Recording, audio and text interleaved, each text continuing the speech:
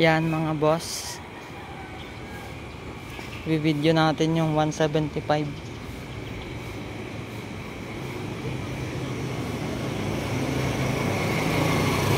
stock.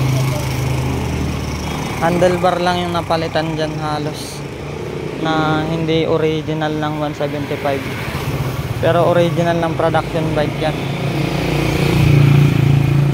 Tapos ano pa ba yung hindi stock ng 175 dito? Siyempre yung gulong. Tapos ito, accessories galing ng 0225 Yamaha. Tapos ito yung mga nadagdag dito. Ito. So, iano natin simula harap. So, ang gulong na ito, Dunlop D605. Tapos ang rim na ito DID standard 1.60 by 21. Original to ng Honda na 550cc, nakuha natin dun sa surplus. Mas gusto ko sa yung mga surplus kasi legit talaga. Marami kasing lumabas na fake na ito na DID.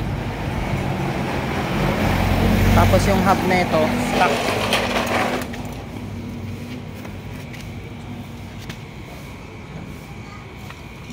Ito pa yung mga nakaano niyan, sariwa to mga boss, yung hub niyan. Tapos yung boots nya original ng Yamaha.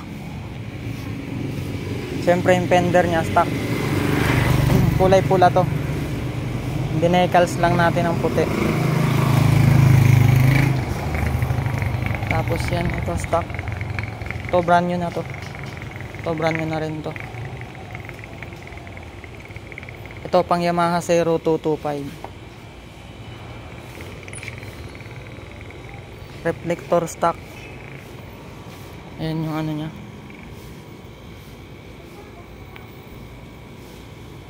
brand new. Ang mga kable na ito original ng Navy. Tapos ito quick throttle nya pang XR200 stock, naka foldable.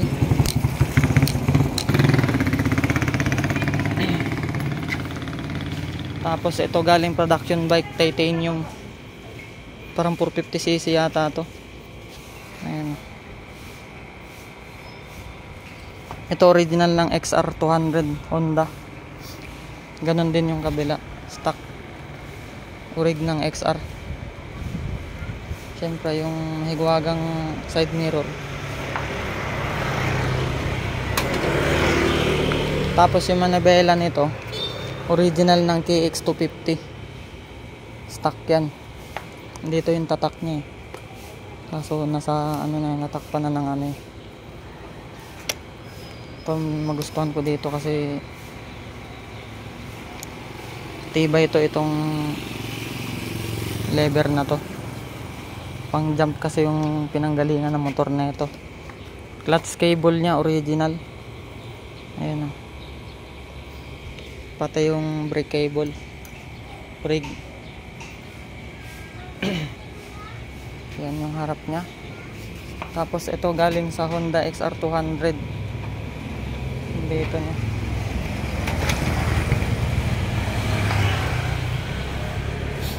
Andito pa yung mud cover nya, flexible yan mga boss. Stock pipe. Yung tangke niyan original stock, walang masilya to. Tapos ito yung hose nya, breather. Ito pang millennium model tong kill switch nya, original. Kasi yung stock ng 175 nandito sa bahay niya na ito. Kaso nagpalit tayo ng pang XR200 para maipasok natin to. Itong magandang kable. Yung black na ito is 425 original. Pinaribor ko siya ng 25. Yan, stock carb. Stock carb. Ito, gumagana yung tuti niyan mga boss, pero nirekta ko na yan. Ayan, wala na yung kable niya. May video rin tayo niyan kung paano natin nirekta yan. Engine guard, yan, pipe nya stock. Ignition coil stock. Yung harness na ito walang putol, good as brand new. Galing dun sa pula natin na 175 dati na pinarts out. Tapos yung yan, engine guard. Itong stock pipe na ito yung pina-repair natin kasi yung dito banda nagkaroon siya ng singaw. Pero pulido yung pagka-welding niyan. Tropa natin yung gumawa. Ayan, ito yung kagandahan nito, yung kickstarter niya original pa. Para sa hindi pa nakakaalam na ito. Yung original stock ng 175 may tatak na 2A6 yung kick niya. Ito talaga yung mga sinaunang bakal. Ayan. Okay. Yung ano niya, stock post-rest na ito, galing to sa DTR 200. Galing sa DTR 200 to. Tapos itong na ito galing to sa Honda XR 200. Itong na to, mas mahaba siya para na-adjust yung ito. Yan, mas pag ganun siya. Hanap pa tayo ng bat ni DT200 na ganito para nakaganon siya, mas malayo, mas hindi na tayo mag-adjust. Side cover nya original, pina-repaint na lang natin. Itong tangke na itong bilib ako kasi sa tagal ng panahon na itong tangke na to hindi man lang nayupi at saka hindi siya kinain ng kalawang alagaan. Tapos ito, accessories niya na to, pang DT, original as service. And ito galing to sa HD3. Tapos ito galing to sa XR200. Yan mga boss. Ito yung stock ng 175. Ito brand new na yung manifold na ito. Ito yung stock niya, no, may kawit yan dyan para sa breather sa makina. Yan mga boss. Ano ba? Ayan. Ito dipstick nyan, brand new na yan. Tapos stainless na yung mga na ito, mga bolt. Dito tayo sa swing arm, original stock. Ito brand new na yung mga spring na ito kasi medyo may kalawang na yung dati. Yan, brand new na yung mga spring yan. Yung mga nagtatanong na ito kung gumagana ba yung speedometer, hindi na. Ayoko nang paganahin yung mga yan dahil sagaba lang yan sa hindi kasi ako mahilig magsingin-tingin sa mga ganyan. Kaya pinutol ko na yung mga kable yan. Ito wala na rin laman to kasi tingnan mo, walang katagas-tagas yan. Hindi ko na nilagyan yan ng kable. Ayoko na ng kable-kable sa mga ganyang parts. Yan mga boss. Pero kung papaganahin, gagana kasi brand new na tong natin dito. Tsaka yung gear niyan sa loob sariwa. Kaya imposible hindi gumana yan. Eto, puan yan, stock original. So pinaayos lang natin to kay tropa natin, kay Bob, kay Jeff kay JRC Upholstery.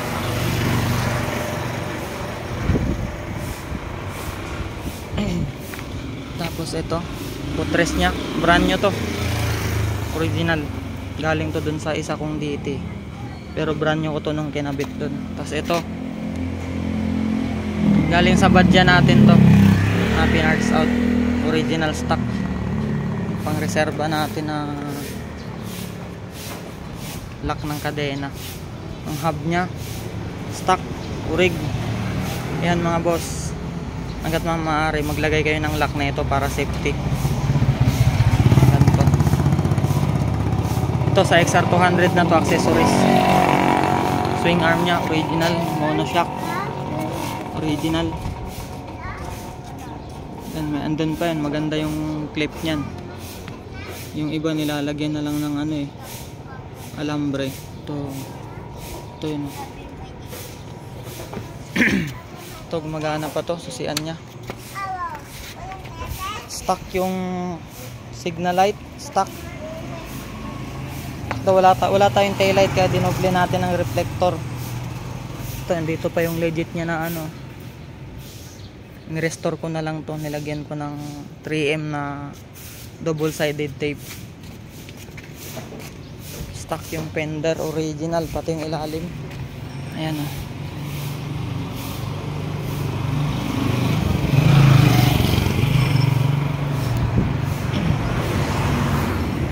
Reflector orig yan, Stanley. Pati yung sa taas galing sa Badya naman to. Ayan yung arrester nya original, stock yan. May konting repair yan pero hindi ganun kalala yung sira. Dito lang pinayos natin yan. Sobrang nipis kasi ng ano na ito, kaya hindi siya mapupulled ng maayos. Tapos ito, chain cover original, chain cover nya orig yan.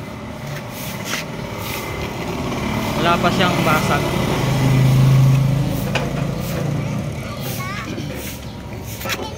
Tapos itong kadena ay sprocket nya original ng Yamaha, 47 teeth. Tapos FK yung kadena natin na gold chain. Yan. Ano pa ba? Ito, galing sa TS to. Sabitan ng helmet para may mga konting lakad na madalian. Sasabit nyo lang siya dito.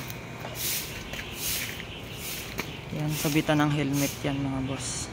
Original stock ng TS. Yan. Yan, ito yung sinasabi kong lock. Yan, yung lock na yan. Nakahanap pa tayo yan. Galing din yan sa Badya na pinarts out natin. Kinuha ko lahat ng ganyan kasi pangit kasi pagka alambre yung nakalagay. Tapos yung gulong na ito sa likod, Dunlop MX 53 100 by 18 oversize. Yan, saktuhan lang siya dito sa swing arm. Tapos yung hub na ito stock. Yan, kita nyo naman meron pa yung ano, palagay pa pareha sa harap. Ayan. Dito pa yung ano niya, silipan. Tapos ayan, brake lining. Tapos ito pala oversize to. Tapos meron din siyang tire lock. Yan, DID Japan 2.15 by 18. Galing to ng DTR 200 oversize yan. Tigas na itong ano na to, matigas to mga boss. Itong rim na yan, lumapad yung gulong dahil sa rim na oversize. Tiba yan, kaya kung may makita kayong ganyan na kakapal na ano 2.15, kunin nyo kasi maganda tong ganto. Kung tiba yung, kung gusto niya ng matibay na rim, ganto yung DID Kuya Takasago Excel. Yan ang DID Japan. Mga sinaunang rim, mas maganda yung sinaunang rim mga boss kaysa sa mga bagong labas ngayon. Kasi yung mga sinauna walang halong ano yan, Walang halong kalokohan yung sinauna. Yung mga bagong labas na rim ngayon, ako. Ugulat ka, DID bumibengkong. Kunting ano lang. Kunting jump lang, bengkong na. Yan. Tapos yung side stand natin galing sa Honda XR200. Ito stock pa to. Kapal pa niyan mga boss. Kaya hindi ko na pinalitan yung ano. Tapos ito. Yan. Stock tong mga ano na ito. Tapos ito yung pinabricate natin, ay pabricate pa tawag doon, yung pinagawa ko. Yan. Siyempre, kabitan natin yan. Produkto natin yan eh. Tapos ito, original stock ng KMX Kawasaki. Foldable. So, kinonvert ko dito sa DT. Yan, ganda na ito kasi saktong-sakto lang talaga siya. Walang sabit. Yan. Walang sabit yan mga boss. 0-0 yan. Nabuhok lang yung gap yan dito sa ano. Pag sumagad pa yung sikwat. Fuel cock na ito pang RS100 lang, original yan, brand new. Tapos ito filter nya original ng Rider 150, nasa 300 ba to, 400, nasa ganun lang yung presyo na ito. Kasi yung mga nabibiling tag sa 10, tag 5, wala, pangit, tumatagas. Yan yung carb, Japan. Ito kompleto pa yan sa mga goma. Ito brand new to kasi mayroon tayong brand new na ito na pangtinda. Tapos yung stator set na ito original stock. Yan yung gasket nya, original stock na tanso. Kabili pa tayo ng brand new nyan. Tapos ito galing na to sa ano eh, galing yata to sa TS o TMX. Yung ano na ito Rust Plus Relay. Tapos ang regulator na ito, yan, Stanley, original stock. Yan mga boss. Nag-ingay na naman si Eman. Okay. Yan o. Sa sound check natin to mamaya.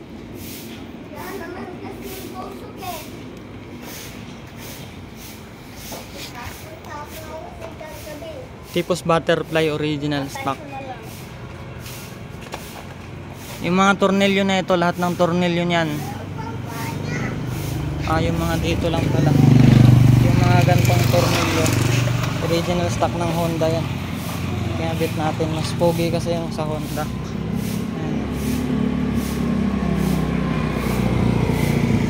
Yan pa ganyan yung mga ano niyan. Saka yung ano ng Honda, yung washer niya tanso.